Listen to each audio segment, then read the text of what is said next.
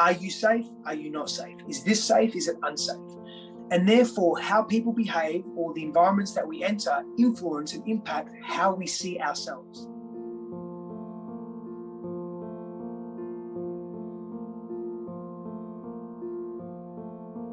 Hello everyone, welcome. Today I am here with Stefanos and we are going to be talking about co-creating safety and the concept of responsibility around safety. Whose responsibility is it? We're going to dive into all of those things. First, I just want to welcome you and then give you a quick moment to introduce yourself and just share the foundation of what the work is that you do. Yeah, thank you. Thank you for having me. I appreciate being here. So foundation of the work that I do is really vested in developmental psychology, but also with a sort of twist of Eastern mysticism. I've been very attracted to that from a very young age. Mm-hmm. So my background's in behavioral science and psychology and inner child healing, and I'm trauma informed in the work that I do in somatic therapy is a big part of the work that I do in the world and what informs the way I see the world also. And so I just love helping people optimize their health. And one of the ways that sort of needs to happen is by clearing out the clutter of the past. Yeah. And that can be a deeply liberating and freeing thing. And that's from really my own personal experience. And I've had so many and continue to have so many experiences around releasing elements of the past, layers that just continue to show who I truly am and who I truly can be in the world in terms of my potentiality. So that's very exciting for me in terms of really understanding the human psychology, collective and individual level, and really knowing how we relate to each other in deeper and more profound ways, and what actual impact that has on the world at greater large. Mm-hmm. Beautiful. Love it. So we're going to talk today about safety because this is one where I find there's a big gap in between our understanding of the nervous system and these spiritualized concepts. And so one of the ones that comes up a lot is nobody can make you feel anything. And you're fully responsible for your emotions. And, nobody can make you feel unsafe. And safety is an inside job. And I have my own views on that. I think it's a two-way street. It's as much a relational job as it is an inside job. It's both and, not this or that. And when we really deeply understand how the nervous system works and how we're wired as human beings, it's clear that that statement doesn't really hold up, right? And so I want to dive into that a little bit with you because both sides really offer us medicine, but where we get stuck is choosing one as the end all be all, right? Without really creating a blend. So what do you think about that when someone says, nobody can ever make you feel safe or unsafe? Yeah, it's a great question. And when we begin to understand the relational nature of who we are as human beings and how we actually learn and grow, we realize that that statement can be a very dangerous statement.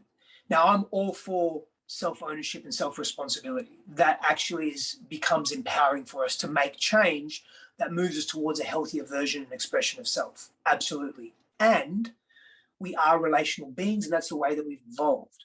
Co-regulation, neuroception, it's a very real thing. The way that our bodies, our ENS, enteric nervous system, the way that our eyes act as threat funnels in the world, it is constantly, our bodies are constantly assessing, are you safe? Are you not safe? Is this safe? Is it unsafe? And therefore, how people behave or the environments that we enter influence and impact how we see ourselves. Now, we can choose at some point, but not always with great ease, we can choose to, okay, I don't want to feel this right now. And let's put spiritual bypassing aside for a moment. Let's just say this isn't in my highest interest to continue to feel this feeling of depression or loneliness or not enoughness, right? Like low self-worth. So I'm going to change that. Therefore, then we become empowered. We can take responsibility for the feelings that we have. But if we constantly surround ourselves with people that are abusive and we just claim to say, well, they can't make me feel anything and I'm going to move beyond that, you're setting yourself up for some disaster. Mm-hmm. And you've got to be pretty, saintly or super highly evolved to be able to just completely block all that out and not block out the greater elements of life as well. Yeah, I agree with you. I also feel like sometimes the spiritual language that I hear, regurgitated over and over and over again, it's really stemming from the archetype of like the Buddha on the mountaintop, the person who's not actually in relationship, but then we're using it in relationship. And it doesn't actually translate very well, because really the person that's on the mountaintop is taking a completely different spiritual vehicle to get where they want to go. So when we're in relationship, we're actually using that container as the vehicle to get where we want to go. And therefore, we actually need to be able to learn how to love in service to that, right? Rather than thinking, well, nothing that I do should ever impact you. It's completely your responsibility, rather than seeing it as an opportunity to co-create, because we're healing together in a container. So I see it as a different vehicle entirely, whereas people think that, it's disempowering to acknowledge that we actually can and do impact each other. And it makes sense that we do, because that's how our nervous systems are wired. Like if we couldn't impact each other, we'd be numb, we'd be dissociated, right? Like if I'm sitting in a room with you, even if you're not abusive, there are things that you could do to support my internal sense of safety. And at the same time, I'm also responsible for creating that safety within myself, right? It's like a dance. So when you work with people around that, I imagine you probably encounter people who see safety as a completely external thing, right? Like, especially in partnerships. So where do we go with that when we have somebody who maybe sees safety as a completely external thing? Like, it's your job to make me feel safe. Yeah, well, that's really an outcome of having experienced a lack of safety as a child growing up. Yeah. And then having to almost being forced and pressurized to create a sense of safety or a real life experience of safety in their own world. What generally accompanies that is what you're referring to, is that external validation or that external need to feel a particular way by something outside of us. Mm-hmm. That becomes codependence. And so that psychological phenomenon of codependence takes place, and then all of a sudden we're manipulating the situation and the environment without even knowing it. Yeah. We don't know that we're doing it. It's very unconscious most of the time. But we develop these patterns and these habits that keep pulling us away from what we actually want to feel. But the only way we know how to feel safe is through others. And so we need more of that. And that becomes an addiction. That becomes a compulsion. Mm-hmm. But we don't notice it because we can't see the forest through the trees. And when you mentioned that Buddha on the top of the mountain, that individual is detached from society. For me, I hold a very strong view, a very firm view around relationships and the power of relationship and what that holds. In the sense that relationships are beautiful mirrors of what we can't see within ourselves. Mm-hmm. Relationships, and I know you're familiar with Harville Hendrix's work, and you understand though that relationships are really expressions of what we did and did not receive, both consciously and unconsciously, whilst growing up. And we play that out as adults to almost have a redo in our lives, to have an opportunity to become healthier versions of ourselves. And so to completely negate relationship and still be part of society, it's really negating a critical part of ourselves. For me, my wife helps me grow every day. She helps me, and not even just my wife, my close friends as well, and even people that are, out in the social media ether, wherever they may be. If I'm learning or if I'm charged by something, something's activating me, or something has my curiosity, or something's angering me, or whatever it may be, for me, all of that is an opportunity. But that opportunity doesn't present itself without being in relationship with that thing, that person, that environment, that experience, that thought, that past or present or future tense. And so it's all relationship for me. And it's all beautiful. And sometimes it's not. Mm-hmm. And it really fucking hurts. Mm-hmm. And I have every right, you have every right to say, no, that's not for me anymore. But we often can't do that when we can't see what our truth is, because we're so blinded by our patterns that are serving an old version of ourselves. Yeah. And we have to unpack that, from my perspective at least. Mm-hmm. Yeah, I agree with that. And I also think there is a danger when we're seeking safety externally without the ability to self-soothe, without the ability to find our center, that we're going to pursue that safety from the most unsafe places, or from the places that we actually can't get it from. So the irony of developing a safe internal base, I think, is that we actually open up our capacity to receive more, which allows us to really let in the people that can help us feel more safe, or that in their very essence are safe, right? And so it's sort of this dance of having ourselves and also knowing that the relationship matters, and the impact of others' energy matters, our energy matters. And it's this reciprocal dance rather than, this simple black and white formula. I've heard some people say, well, safety doesn't really exist. It's not really that important. This is like some made up concept. It's really, immature to think that someone should help you feel safe.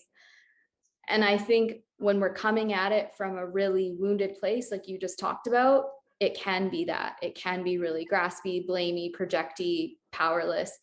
But when we come at co-creating safety from a place of love and vulnerability and security and devotion, to me, it's just one of the most beautiful gifts. It's basically saying, hey, how can I create paradise for you in our space? How can I create paradise for you in our relationship?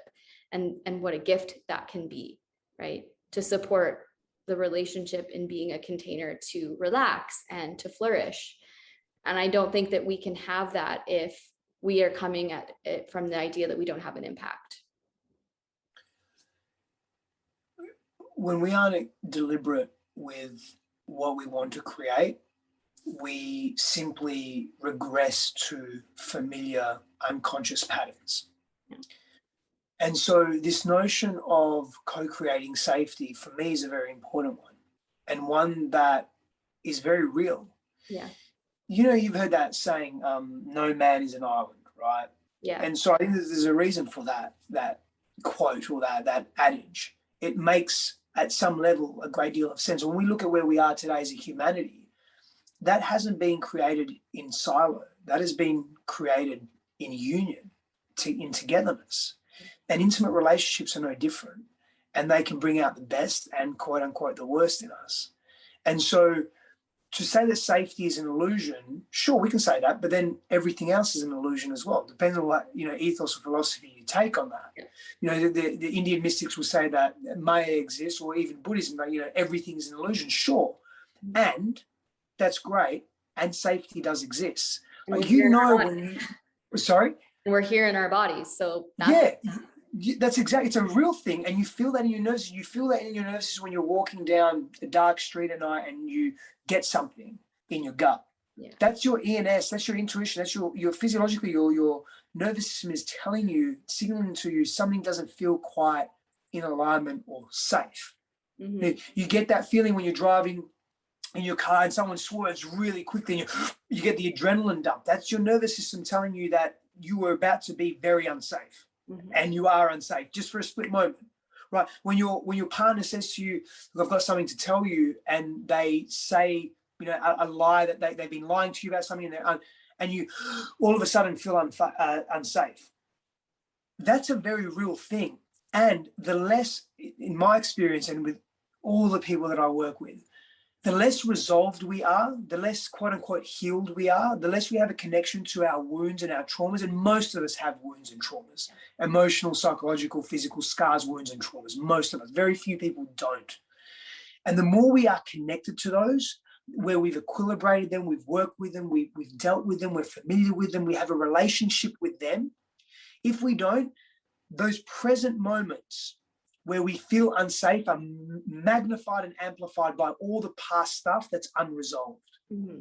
And so relationship, intimate union, it gives us the opportunity to come closer, to be in intimacy, mm-hmm. and to be seen and to be real and to be vulnerable and to be raw and to not be judged, because safety is the healing. Mm-hmm. And so if we want to heal the past, whatever the past looks like, whatever it may be, those unresolved wounds that we have, whether it's with our mother or our father, or the bullying that we experienced, or our sibling passing away really early and it traumatized us, or whatever it may be, or falling down and hitting our heads, and that's still in our nervous system, right? Our partners have an opportunity to help us heal that. through how they show up to us and how they help us feel safe in our exploration of that. They can't do the healing for us. You can't heal someone else, but you can be a safe harbor of truth where that person relaxes enough where they can regulate their nervous system, close the loops on that trauma, and move on and move beyond. That to me is very real. And that to me is creating a safe space. Yeah, beautiful, beautifully said. There's something to be said as well for the sort of levels that we can go, right? Like you mentioned, abusive. Well, of course, that's an environment where if we ignore the alerts, we're really putting ourselves in harm's way. That's where it really is dangerous to hold on to this idea that, safety is all an inside job. But as we go up the ladder, so to speak, and we look at it as this sort of evolution in our own relationship to self and to other, how I see it is we learn to create this internal base, that foundation of safety. And we are wise enough to know that we can't do it alone, rather than the fear that we can't do it alone when we're at this level. It's like a deepening of wisdom that we shouldn't have to do it alone. And that's a completely different frame. Knowing that I shouldn't have to do it alone is completely different than fearing that I can't, right? I know that I can, and I also know that I shouldn't.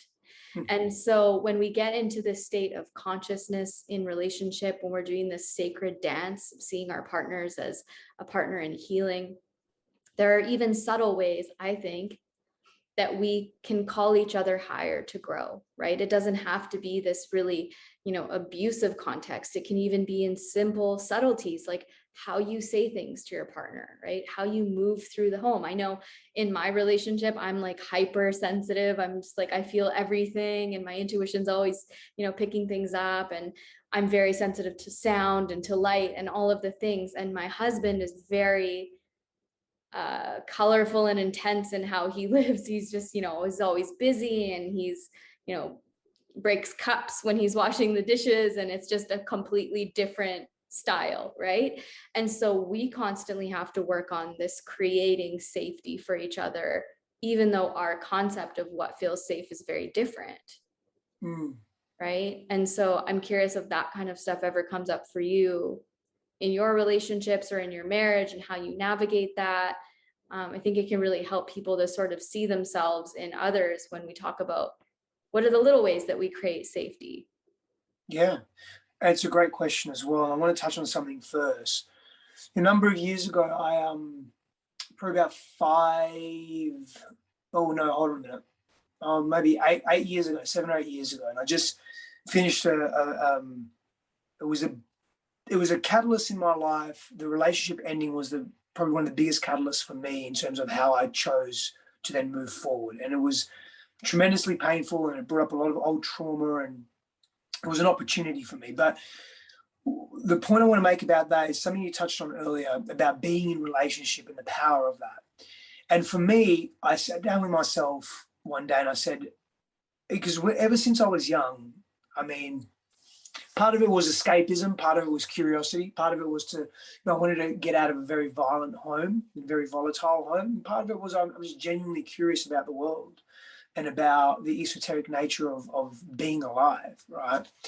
And ever since I was young, I don't know, maybe 6, 7 years old, always wanted to sort of escape and get into the mountains and just be away from everyone, right? And develop this spiritual notion of self. And I started to understand, I added value that the spiritual self, the immaterial self, is far more important than the material self. My background, I'm half Greek, half Italian.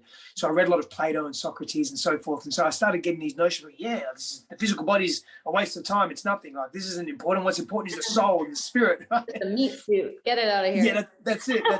But really in extremes, right? Really in extremes with that. I'm going to disappear, and I'm going to meditate, and I'm going to get into the ether and get into the cosmos, and I'm going to become God that way, and all these things. Yeah. So a number of years ago, I'm sitting in this space within myself, and I'm thinking, I feel really clear. I feel a lot clearer and lighter. And I say to myself, I think there's sort of 3 paths I can take.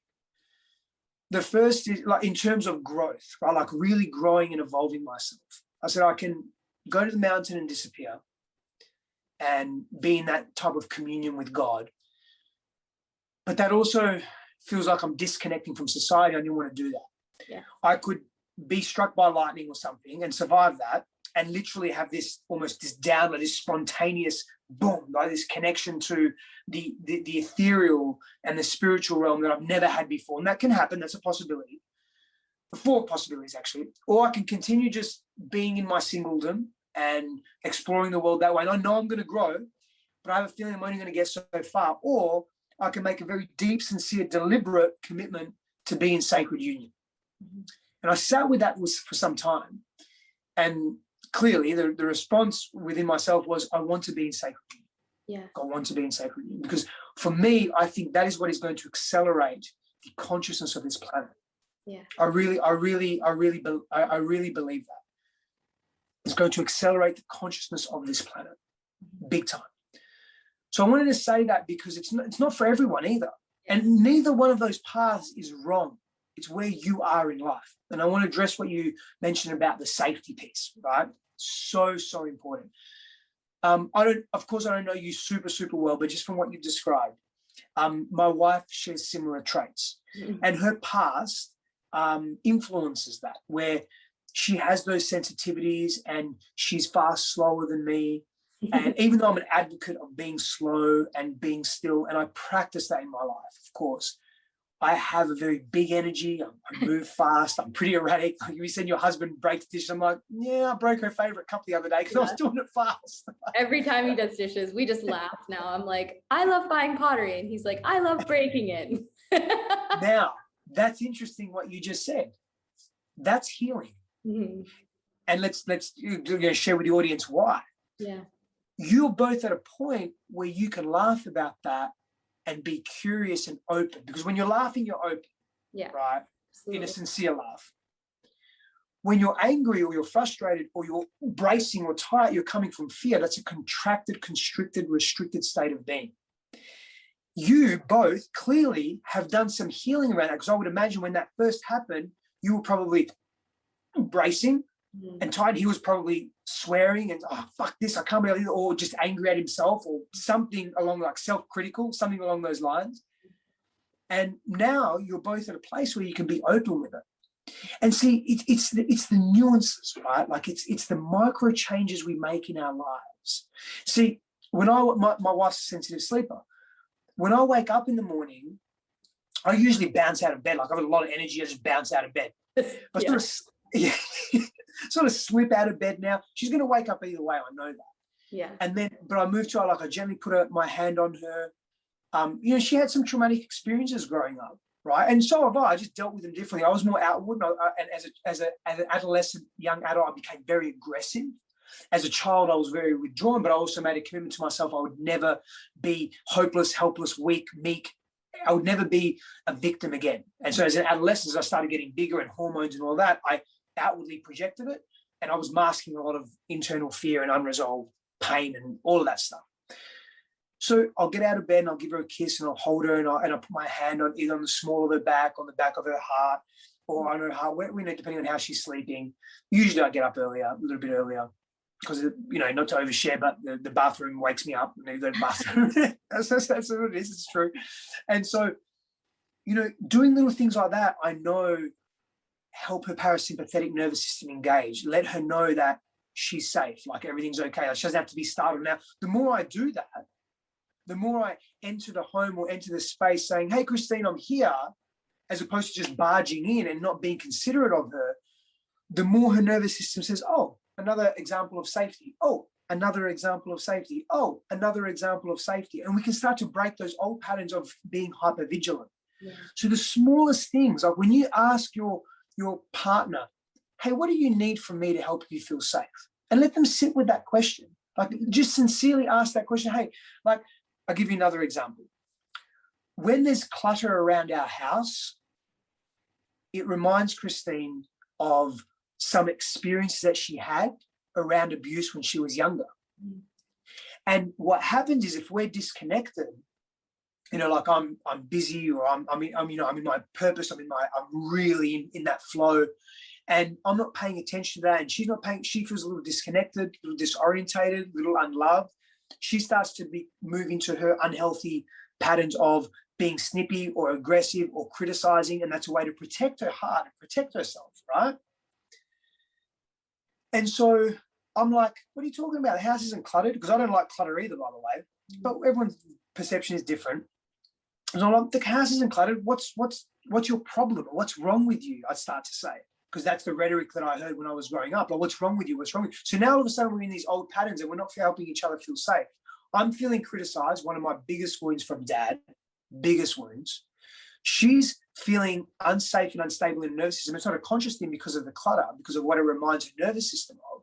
And in those moments when we're not aware of it, all we're doing is perpetuating that old story. Now, if we become aware of it and I just pause and I put a hand on her heart and I say, I'm sorry that, you feel the house is decluttered. I'm going to be done in 3 hours or 5 hours or 1 hour. I promise I'm going to help you, or I'm going to clean this thing up. I know what's going on here, and I promise you I've got this. Well, I'm very, very blessed. I don't know what I did. I mean, I've done a fair amount of inner work, and when I say I can turn Christine around, what I mean by that is when I look at her and I see the love that I have for her and I drop into my compassion, I can really slow down and see what's going on. And when I just really own where I'm at and I can see what's happening and I'm sharing with her, and we're open with each other, she switches immediately. Mm-hmm. She's really good at that. It's a tremendous thing. It's not even me, it's us doing it together. Yeah. Like when I think about that even more, it's me making a choice to see it differently. It's her making a choice to say, thank you, I forgive you, or thank you for seeing me. I can shift that state now. Yeah. That's the power of what you're talking about. Yeah. Well, and I think so many people, even when they get to that point where someone does extend the way you did, right, which is a gift, they'll reject it because they're so used to defending that. Yes. They want the love, but they're not going to let it in. So that extension that you make, really, she's the one who's choosing in that moment to let down her pride and to actually open herself in spite of the fear or the defense that might still be there. And it takes so much courage to do that. And as a couple, it takes so much courage to lean in from both sides, and I think that's the energy that I'm talking about, right? When we have this like level 1 energy where it's coming from demand, make me feel safe, you don't do this, criticism, versus the higher octave of that is, I'm going to give you the gift of safety, and I'm going to give you the gift of my openness and receptivity. And that's just transformative, right? And it's the same energy at a different octave. That's all it is. Yeah. It's not different. Yeah. And I wish that we would accept that our impact is so much greater than we realize, instead of telling people, well, you create your own reality and everything is a projection and everything you see in your partner. No, if that were the case, we wouldn't need relationship to mirror back to us. That's why it is a vehicle for growth. Sometimes there are ways that I show up that hurt my husband's feelings, and he has to reflect that back to me. Yeah. So I can say, oh, wow, I'm so sorry. I didn't realize that I hurt your feelings. How can I say that differently? Or how can I show up for you to help you feel loved? And in turn, I grow in compassion. I grow in maturity, and vice versa, right? So when I reflect back, hey, when you get activated because, we're in a stressed out moment, and you start to, pick things up more aggressively, or you start to close things more aggressively, I feel that, and it hurts me, or it causes me to feel afraid or, triggered, whatever that is, there's an opportunity for him too, to see, oh, when I get stressed, my nervous system gets reactive. And so in a way, when we are willing to extend and say, hey, sometimes this energy that you're emitting actually, bounces off my nervous system, and then this is what happens for me. It's not a demand for change. It's a subtle request to go higher and to mature and blossom. And beyond the purpose. That's the whole point. Oh, massively. And it's an invitation to go beyond our wounding, to go beyond our previously conceived limitations. I'll give you a perfect example of this. When if I'm upset or angry or agitated and we happen to be in the car, I'll drive faster and I'll drive more aggressively, right? That stimulates and activates Christine, because when she was younger, when her father would be angry in the car, he would do the same thing. So it takes her little girl back there. Yeah. When she makes a request of me in a really compassionate way, not in a criticizing way or a judgmental way, because that obviously creates division. Mm. But when she makes that request, it gives me an opportunity to shift. Now, here's the interesting part. My dad used to do that, and I'm just being like my dad. So when she makes that request, she's actually giving an opportunity for me to heal and to change a behavior that really doesn't suit me, because I'm activated, and we know that sustaining that sympathetic nervous system response and the hormonal response that comes with that, it's not healthy long term. So she's giving me an opportunity to heal. If I can lower the defenses of my ego, and ego is not bad or good, it's just identity, right? But if I, in that moment, if I can lower the associations that my ego is making with me being in this way and being in control, because that's really what it's an attempt to do, it's to be in control, and in more subtle ways to mimic my father, to be close to him, because that little boy yearns to be close to the father archetype, right? So because we deify our parents, like if we really want to go deeper. And I get to break those cycles and create greater sovereignty, greater reverence and respect for my beloved. And I also help her heal that part of her, because now she's being heard, because she's making a request and she's being heard.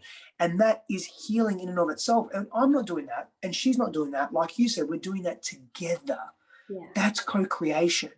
Absolutely. That to me is brilliance in motion. Yeah, well, and it's like we're trying to make that person feel safe, but what we don't realize is that actually when we are creating and emitting an energy that is causing someone else to feel unsafe, it's because we don't feel safe, right? Even when you're talking about being in your car and you're agitated and you're driving faster, you're being more aggressive. And my husband does that too. It's like you guys are doppelgangers. And I can see your face while you're nodding. your nervous system doesn't feel safe either. That's why Nope. you're in defense, right? And so it's like, it is mutual. Yeah. It's not this like one-sided thing, like, oh, it's your job to make me feel safe. It's also, hey, what's going on right now? I don't feel safe. You must not feel safe. There's empathic lines of communication going on there too, right? We're picking up on each other. And so, yeah, empathetic resonance. And so I like to compare everything to nature, because we are just such a mirror of nature. If you look at trees, right, they have this whole underground network of communication. And if one tree is dying, it immediately starts giving off energy to all of the other trees around it. There's a whole community of communication. It's not like every tree stands alone and has nothing to do with others.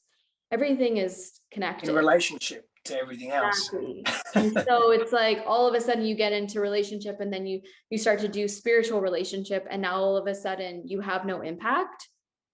That doesn't make any sense to me, you know. It doesn't. And you know, a way that I see this as well, and you know, on nature for a moment, I look to nature often as well. So I really appreciate when you say that, because when we look to nature, we look to nature as an intrinsic motivation for all of nature and all of Earth's ecology is to be in homeostasis. And we are mirrors of that. We are no different.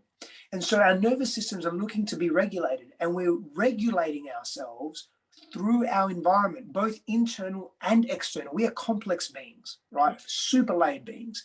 But that external piece matters. It really, really matters. One of the things I say, and this may really help the audience as well, is that the very thing that your partner is requesting of you is actually the very thing you also need to heal within yourself, or to elevate within yourself, or to grow through within yourself. And so when my partner is asking me to slow down and not be aggressive, that's actually helping one of my old patterns well before I even knew her. That doesn't actually serve me anymore. And so that's a gift that we give each other, but we sometimes see it as a burden, like, oh, I've got to be safe for you, or you've got to be safe for me. And it doesn't work that way. There's such an interconnection between everything we do and everything we are, that if we negate that, we're really missing out on this opportunity to evolve as a planet in so many ways. I believe that too. And I think safety, to me, safety is just, it's a very important topic for me. I really, really appreciate gentleness and approaching things from a place of reciprocity and treading lightly, you know. And I think that is what relational safety can offer us, is more capacity to be of service.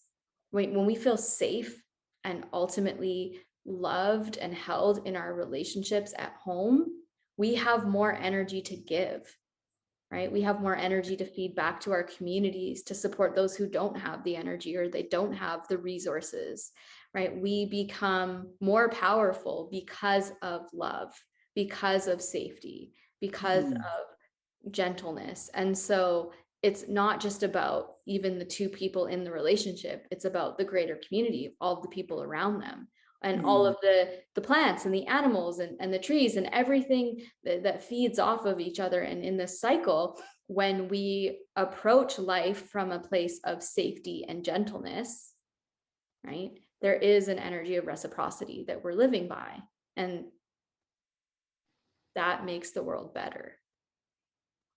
Reciprocity, if even you just to sum it up in that simple statement, reciprocity simply makes the world better.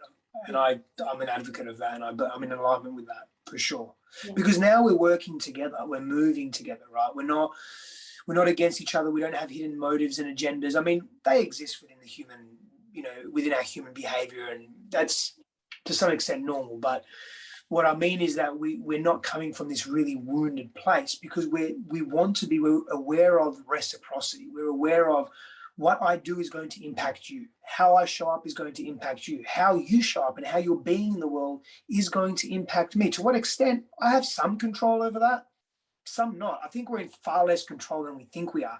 Hence the importance of our environment. Hence the importance of how we show up to each other. And just choosing for a moment to be a little more deliberate. But how are my actions actually going to impact the people that I really care about, and even the people that I don't know? Mm-hmm. Yeah. Beautiful intention to come from. So why don't we lead off here with some ways to create internal safety, right? So if we want to take ourselves from that lower octave of demand and seeing everything externally to having a more empowered base, right, where we're going into that wisdom of relationship rather than that hunger and starvation, what are some of the tools or practices or perspectives that you offer in order to create internal safety? Yeah, so many. So in no particular order, let's start with breath. I think breath is a great place to start. And breath is something that can help us activate our parasympathetic nervous system response, that helps us really tell the brain and the rest of the body that we're safe, essentially, right? And so light, low, silent, slow. Light, low, silent, slow. So we want to breathe lightly. We don't want to be big, heavy breaths, not for this particular practice. Mm-hmm. That's light. So low, we want to get into the solar plexus. So we don't want to be breathing in the chest, because the chest activates the sympathetic nervous system, which is that fight or flight response. So we're just a little more heightened. Nothing wrong with it. Like in certain situations, we need that. But most of us live in that space 24/7. And that's not sustainable. That's not homeostasis. Mm-hmm. So light, low, silent. You don't want to hear your own breath for health reasons. And slow, you want to slow your breath down. And if you can practice that, and nasal breathing can be really helpful. And it may feel like you've got air hunger when you practice, but really practice that. It's like you're going to want to breathe deeply, and that's okay. Just allow yourself to do that. As you practice this a few minutes every day, and you can increase that, and you can lay down or sit down, and you just soften your body every time, particularly every time you exhale. You start to move into a different nervous system response. And at the beginning, that may be really foreign for some people, and also really scary. And so we're going to want to be into what's familiar, which is that chest breathing, heavy breathing, rapid breathing.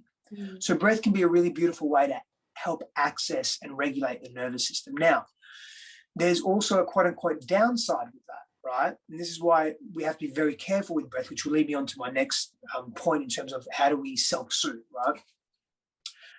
Breath can also activate, because when you become relaxed, you also feel safe.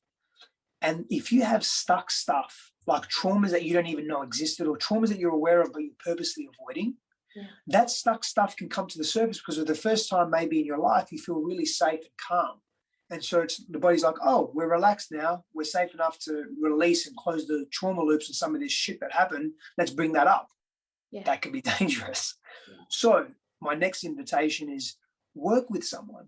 Yeah. So it sounds maybe paradoxical, right? Like, but that's not self-soothing because you're with someone else, but it is, because you're going to feel supported. And through your own neuroception, the way your nervous system interacts with the environment, if you have a safe harbor of truth, a safe anchor point, not someone that you're codependent with, like a coach, a therapist, a shaman, someone that can just, whoever, my counselor, someone that can help you, psychologist, psychiatrist, whatever it may be, right? Whatever you feel gives you most support, and they are safe in their nervous systems, your nervous system unconsciously, in their presence, virtual or other, preferably physical, you're going to start to relax and feel safe. Safety is the healing. Mm-hmm. And so when stuff gets really heavy, they'll be able to help you navigate that with tools, and then they'll then provide you with those self-soothing tools as well. So it's important to have someone that you're working with when you're exploring yourself. All the great masters of today had masters that they worked with.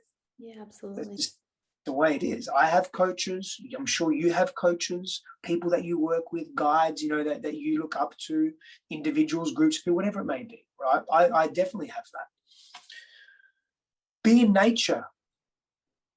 Go for a walk in nature if you can every day. Mm-hmm. Get your nervous system regulating with the biorhythms of our natural ecology. Slow it down. Create space in your world, in your life, in your day, to be in silence and to hear your own thoughts and to hear your own body. If you get good enough at this, you'll actually hear your own heartbeat. Not feel it, but that's one thing, you'll hear it. There's something really profound in slowing life down. That is a beautiful self-soothing technique. Yeah. Another thing I would say is, and this is maybe a more quote unquote masculine approach in terms of the energetic of it, like a masculine energetic, but engage in challenge. And when I say it's a masculine energetic, it doesn't mean that you can't, anyone can engage in that. Woman, man, doesn't matter who you are, what you are. But challenge can actually really help us grow.